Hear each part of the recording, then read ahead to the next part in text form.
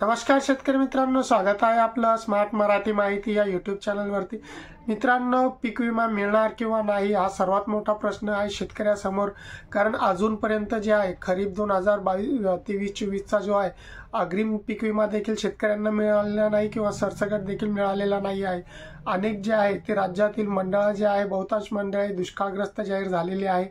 त्यांचा पीक कापणीचा अंतिम अहवाल देखील जे आहे मूग, उडीद, सोयाबीनचा जे आहे ते सरकारकडे सादर करण्यात आलेला आहे। अनेक जे आहे मंडळ आहे त्यांची पैसेवारी आणेवारी देखील 50 पैशाच्या आत आहे।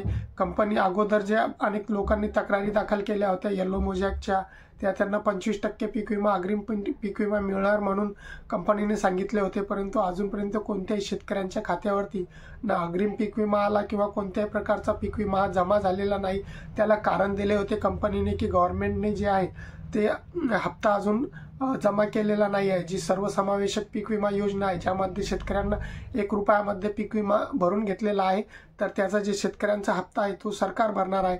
तर आता जे आहे तर फेब्रुवारी 13-14ला जे सरकारने शासन निर्णय दाखल केलेले आहे त्यामध्ये सांगितलेलं आहे की जे खरीपचा जो पूर्ण जे सरकारला हप्ता भरायचा होता शेतकऱ्यांचा, जो 1 रुपयामध्ये पीक विमा भरलेला आहे तो सरकारने खरीपचा जो सोयाबीनचा आहे तो पूर्ण जी रक्कम आहे ती कंपन्याकडे जमा केलेली आहे। परंतु कंपन्या आता फक्त ती रक्कम दाबून ठेवत आहे आणि फक्त त्यांना बहाणेबाजी करत होते इतक्या दिवसापर्यंत की सरकार आम्हाला जे आहे ते शेतकऱ्यांचा अजूनपर्यंत हप्ता दिलेला नाही। परंतु आता खरीपची जी पूर्ण रक्कम आहे ती सरकारने जमा केलेली आहे कंपन्याकडे, तरी देखील कंपन्या याबाबत अजून चकार शब्दही काढत नाही आहे की विमा कधी वाटप करणार। किंवा आता तर अग्रिमची तारीख देखील निघून गेलेली आहे, अग्रिम पीक विम्याची जी वाटपाची तारीख होती ती निघून गेलेली आहे। आता फक्त अपेक्षा आहे ती म्हणजे सरसकट पीक विमा वाटपाची, कारण अनेक मंडळामध्ये दुष्काळ जाहीर झालेला आहे। पैशाची जी आणेवारी आहे ती 50 पैशाच्या आतमध्ये आहे आणि जो पीक कापणीचा अंतिम अहवाल जो असतो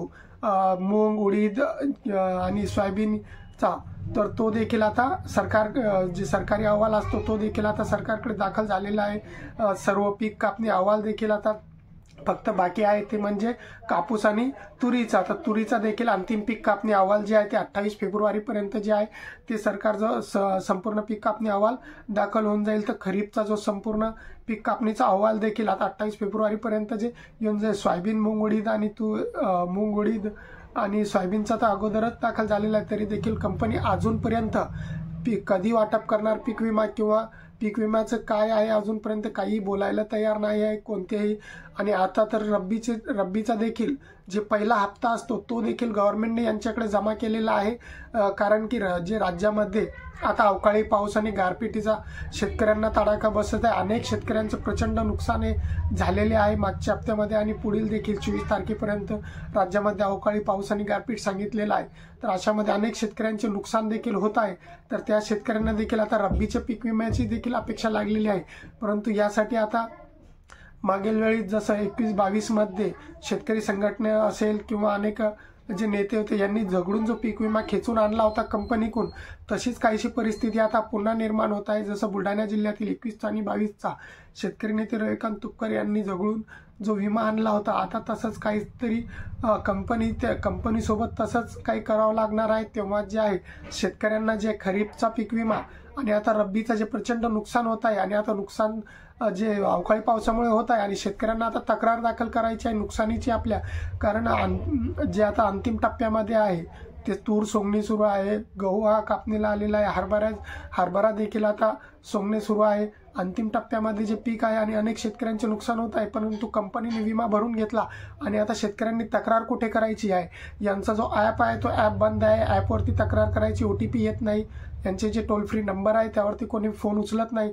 तर आता शेतकऱ्यांनी काय करायचं आहे, तर शेतकऱ्यांनी यांचे जे ऑफिस आहे पीक विमा कंपन्याचे प्रत्येक तालुक्याच्या ठिकाणी यांचे ऑफिस आहे त्या ऑफिसमध्ये यांना ऑफलाईन तक्रारी जमा करायच्या, जेणेकरून उद्या कंपनी म्हणायला नको की आमच्याकडे जे आहे ते रब्बीच्या तक्रारी आल्या नाही किंवा कोणी तक्रारच केली नाही नुकसानीची।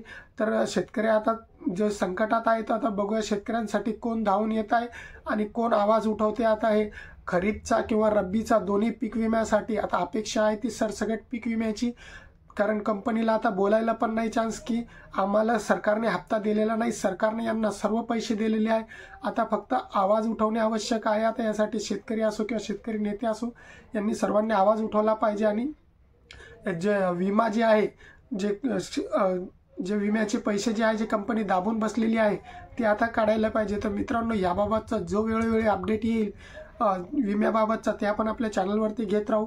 चॅनलवरती जर नवीन असाल तर चॅनलला सबस्क्राईब नक्कीच करा, व्हिडिओला लाईक करा आणि शेअर करा। जय हिंद, जय महाराष्ट्र।